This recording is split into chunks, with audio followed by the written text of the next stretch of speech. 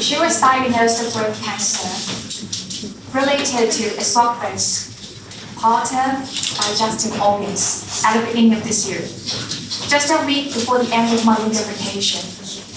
On 8th February, when I planned to be back to Wuxi for work, my mom told me that she felt uncomfortable when swallowing food like nuts.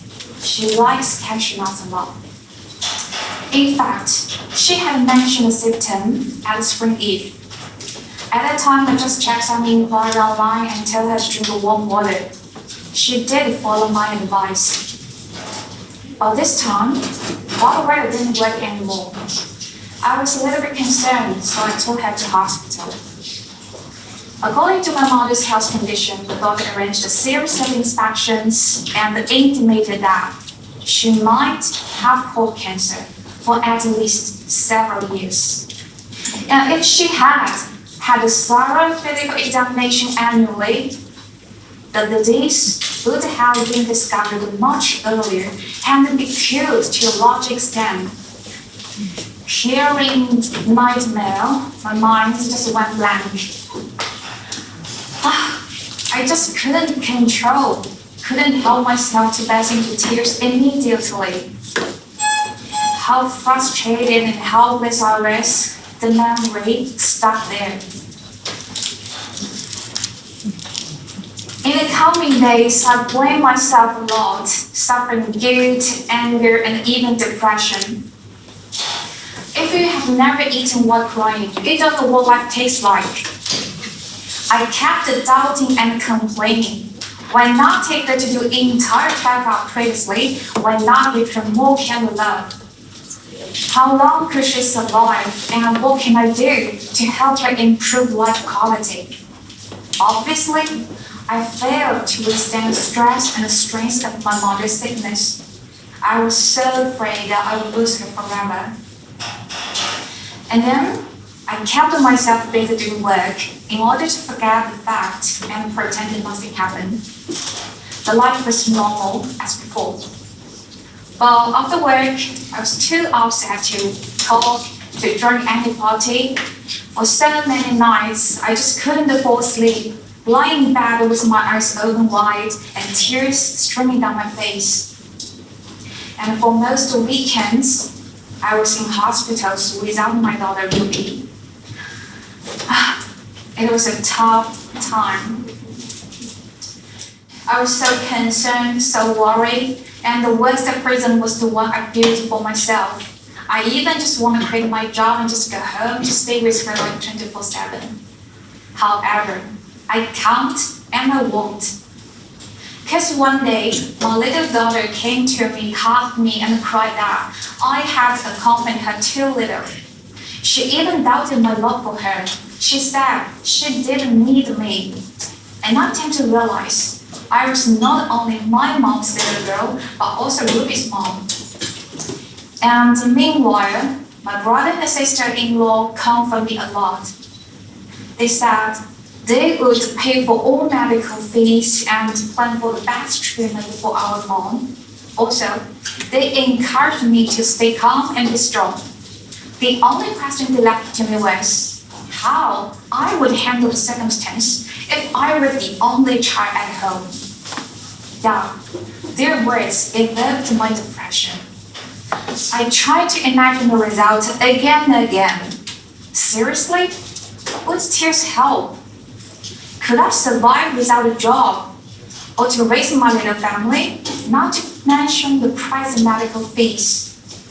Or would my mom feel happy if she knew her little granddaughter was unhappy because of her, and even jealous of her? You all have the answers now.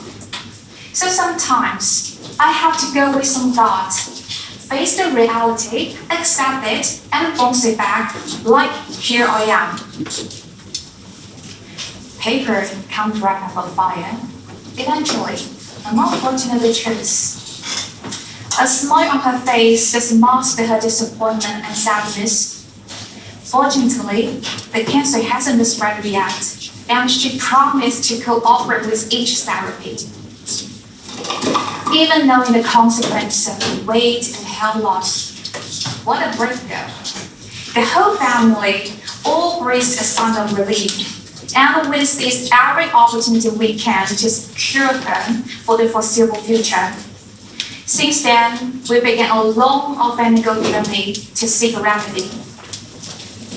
A misfortune might be a blessing in disguise. In the last 6 months, I found my family tend to be much more united than before. I really appreciate it. Like my brother and sister, they hired a considerably professional maid at home to take care of our mom, like 24. And they searched for the most suitable hospital with world-level technical force, medical standards, and leading surgeons. On mature reflection, we decided to take her to Shanghai for the operation. And before the surgery, she got 3 phases of immunotherapy, which shrink the tumor and has proved to be an effective technique at the cost of a large amount of money. And personally, I'm maturing into a more self-possessed young woman. I work much harder than before because I'm really conscious of the importance of money. And I just want to let her know that I'm still working hard, life is normal, and don't worry about me.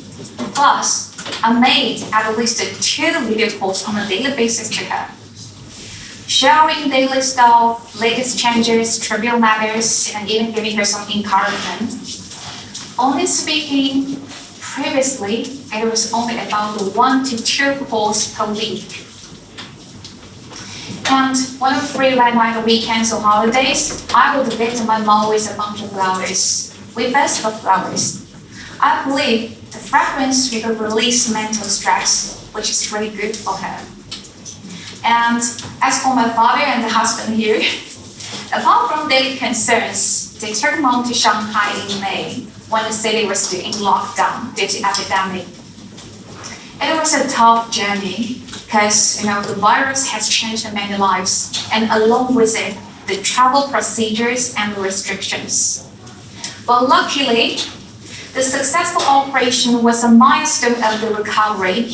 Yes, finally, we made it after so many efforts we paid. But there's still a long way to go because we don't know what will happen later. And it's also difficult for us to help her be cured both physically and mentally. But as long as we live, there's always something waiting. And even if it is bad, you know it is bad, what can you do? You just can't stop living. Therefore, we will try to act very best to, without any regrets to help her. See, no feeling is final. I experienced anger, fear, depression, and then found hope. Life is hard, but we are still resilient. From now on, please stay in the moment, cherish every chance you get with your families and your friends. If one day you're unlucky to get some trouble, you're caught in such dilemma, don't be afraid. Live boldly. Take care of yourselves. Use the pain to your benefit. Seek help if necessary, and live fearlessly. Under the burden of solitude, under the burden of dissatisfaction, the way we carry is love. Remember, we all have only one life, and it is our own duty to live as fully as possible. Thank you.